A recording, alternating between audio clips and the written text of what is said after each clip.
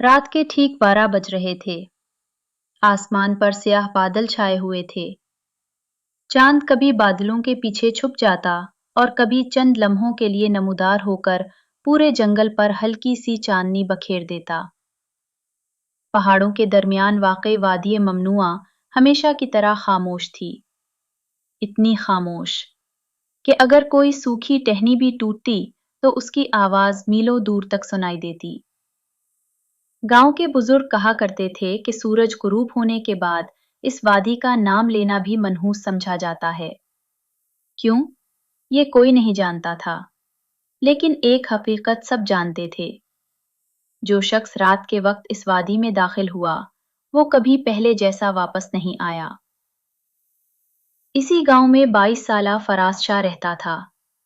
बहादुर, ज़हीन और हर राज की तह तक पहुंचने का शौकीन। चंद दिन पहले उसके दादा कमाल शाह इस दुनिया से रुखसत हो चुके थे। दादा की वफात के बाद फराज पहली बार उनके पुराने घर में आया था। घर कई बरसों से बंद था। दरवाजा खोलते ही नमी और पुरानी लकड़ी की खुशबू पूरे वजूद में उतर गई। हर चीज पर गिर्द की मोटी तह जमी हुई थी। दीवारों पर पुरानी तस्वीरें लटक रही थीं, जिनकी आंखें अंधेरे में किसी जिंदा इंसान की तरह महसूस होती थीं। फराज ने गहरा सांस लिया। दादा, आखिर आप किस राज को अपने साथ ले गए? वो आहिस्ता आहिस्ता कमरे की सफाई करने लगा।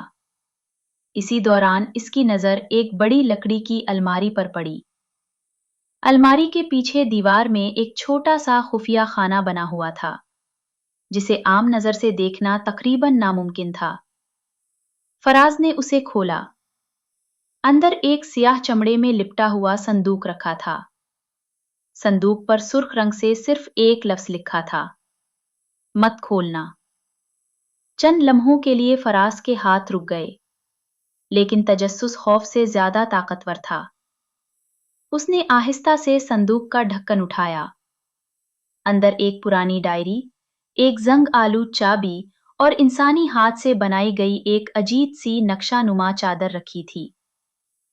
जैसे ही उसने डायरी को हाथ लगाया, कमरे की तमाम रोशनियां एक साथ बुझ गईं।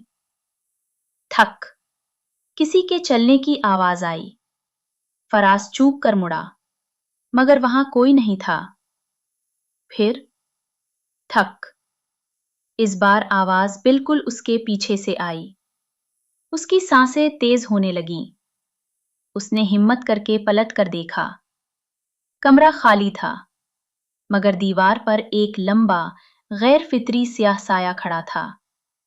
हालांकि कमरे में कोई रोशनी मौजूद ही नहीं थी। अचानक वो साया आहिस्ता आहिस्ता दीवार से अलग होने लगा, जैसे वो जिंदा हो। फराज के हाथ से डायरी जमीन पर गिर गई।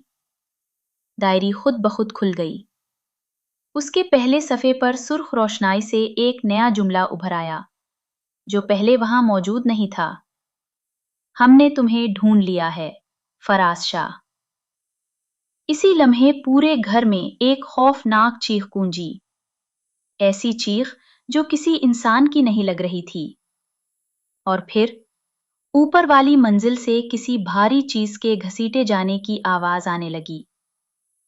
घर में तो फराज के अलावा कोई भी मौजूद नहीं था, या शायद वो अकेला था ही नहीं। ऊपर वाली मंजिल से किसी भारी चीज के घसीटे जाने की आवाज मुसलसल आ रही थी।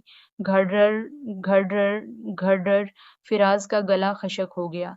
उसने कान लगाकर दोबारा सुना। आवाज अब पहले से ज्यादा वाज़ेह थी। ऐसा लग रहा था जैसे कोई बहुत भारी चीज लकड़ी के फर्श पर आहिस्ता आहिस्ता घसीट रहा हो। पूरे घर में कब्र जैसा सन्नाटा छा गया। अचानक आवाज बंद हो गई। फिराज ने सुकून का सांस लेना चाहा, मगर उसी लम्हे ऊपर से 3 जोरदार कदमों की आवाज आई। ठक ठक ठक। फिर खामोशी। फिराज ने मोबाइल की टारिच ऑन की। कमजोर सी रोशनी में पुरानी दीवारें पहले से ज्यादा खौफनाक दिखाई दे रही थी। वो आहिस्ता आहिस्ता लकड़ी की सीढ़ियां चढ़ने लगा। हर कदम के साथ सीढ़ियां चरचरा रही थी। चों चों। ऊपर पहुंचते ही एक लंबा राहदारी निमा हिस्सा था, जिसके दोनों तरफ बंद दरवाजे थे। सबसे आखिरी दरवाजा आहिस्ता आहिस्ता खुद ब खुद हिल रहा था। حالانکہ ہوا کا نام اور نشان بھی نہیں تھا۔